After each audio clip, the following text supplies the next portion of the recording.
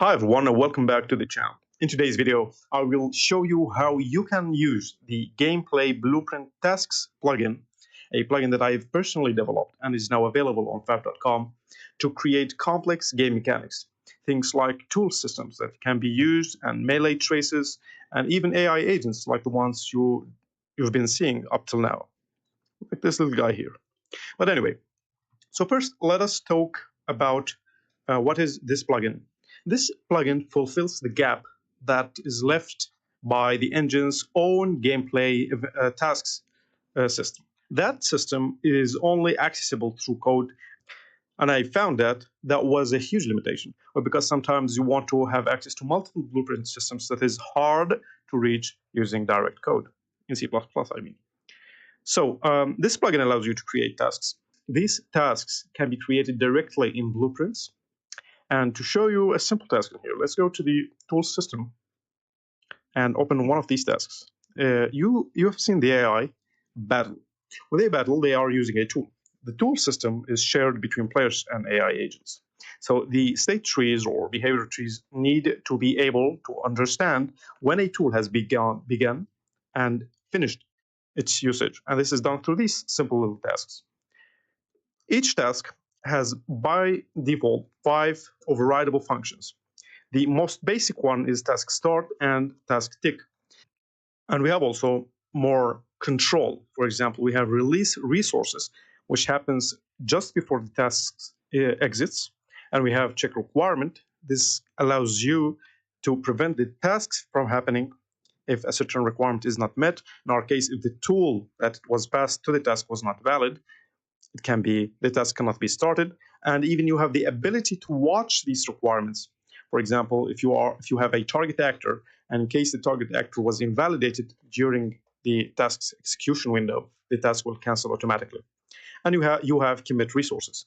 In this case, it is an empty, but in most cases, you want to use this for things like loading assets or accessing game-specific items.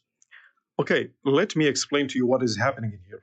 This task, when starts successfully, it will bind to a tool's event dispatcher on finished use, and when this event fires, it will auto-complete the task. After that, it will try to use the tool, and if it cannot use the tool, it will cancel. So as you can see, this is really a simple workflow, but it packages this interaction in a single blueprint that is reusable to all tools and within multiple systems. Both players and AI agents can use this.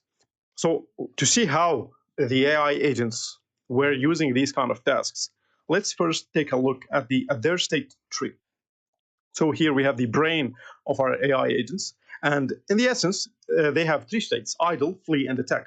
What we were seeing was the attack loop, where they were approaching and then use a tool and then cool down, which included just retreating for a while.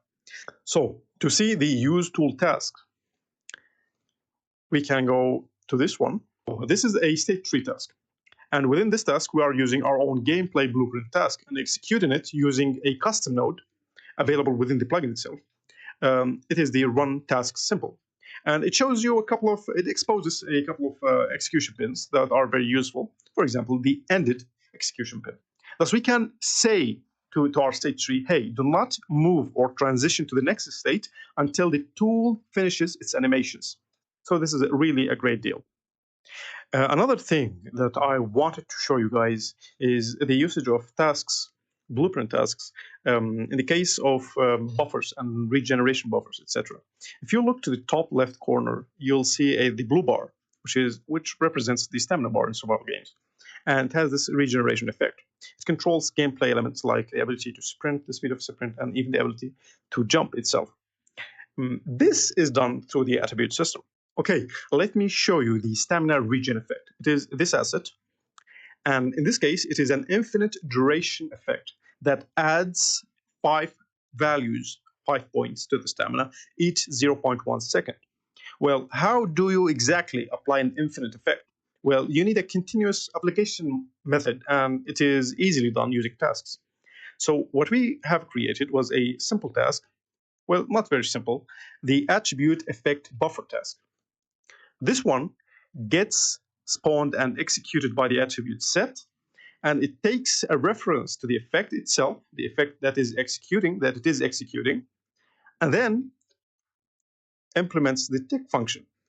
Every time the interval is passed, we get the staggered delta time, and then we pass it to the attribute set itself, and say, hey, you can apply this amount of this effect, and it will handle the rest of the logic. But as you can see, the rest is more boilerplate and other stuff related to gameplay, and you can really get as complicated as you wanted with this kind of capabilities. One thing also I wanted to show you guys was the usage of tasks as abilities themselves. So let me show you the player character. The player character on Begin Play adds two unique tasks. The first one is the ability to sprint, and the second one is the ability to jump. These tasks then get called by the input system. For example, when jump is pressed, so we can get a task from its manager by its class, and we try and attempt to start it. And then in the event start, we are applying a cost effect, that is stamina cost, and then we are just multiplying the max walk speed of the player by a custom calculation. And then when the task finishes, we release the resources by resetting the max speed to its original value. The jump ability also follows a similar implementation. The jump ability, however, is much more simpler.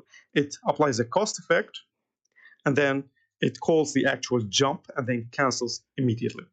As you have seen, using the gameplay blueprint task system, you now have the ability to create complicated game mechanics easily and without needing to write hard code anymore.